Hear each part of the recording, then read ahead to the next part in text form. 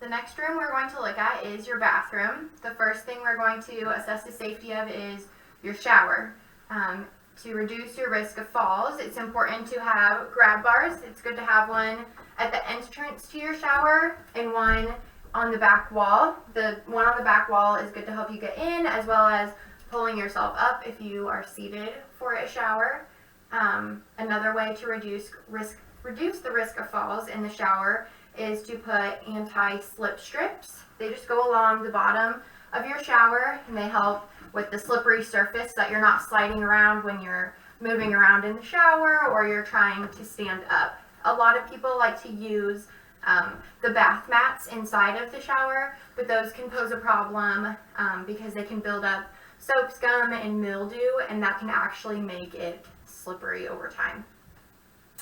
In the shower, if standing for a long time endurance is difficult, it's good to have a shower seat. This shower actually has a built-in seat, so you can just sit down and rinse yourself off, do everything in a seated position. If your shower does not already have an installed shower seat, you can easily buy a shower seat or use a tub bench. Those work just as well. It's also a good idea to have a handheld shower head. So all they do is they just slip right off. You can wash your hair, get your back easy, point it towards your legs, make showering a lot easier, and it just helps reduce the risk of fall. As a stationary shower head, you have to turn around a lot. You might have to adjust the head, and that can be hard with limited range of motion in your arms, and it's just another risk for a fall. When you get out of the tub, like I said in the beginning, it's good to use those grab bars to give you some sturdy support. But bath mats are frequently at the edge of your tub or your shower. This one in particular is a good tripping hazard. As you can see, I can easily move it. So a good fix for that is to avoid a bath mat at all and use those anti-slip strips. They'll just help you not slide on the slip surface. Or you can just place a bath mat with a rubbery back, as that will stay in place and you don't have to worry about falling getting out of the shower. When you go to use the bathroom, grab bars are important near your toilet as well. A lot of the times people like to use the towel rack, but as you can see, this towel rack, you can kind of try to jiggle it. It's pretty thin and it's not as sturdy as an actual grab bar.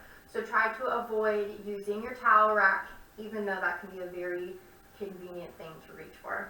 So grab bars are good to help you lower down onto the toilet, get off of the toilet, and just feel safe.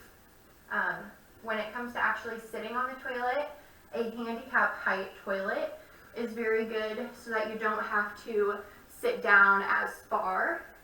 You can also place a commode over the top that will lift up the toilet and provide you some support. You can put a toilet frame around your toilet as well for an added grab bar if you don't want to install something to your wall. You can also add a toilet seat riser, which will give you 6 to 8 inches off of your toilet seat to again limit how far your hips have to bend to sit down.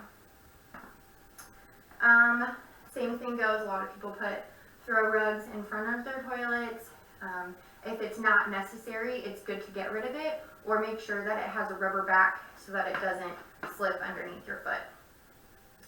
And the last thing that we like to advise is keeping a night light inside of your bathroom for when you get up in the middle of the night and it's dark.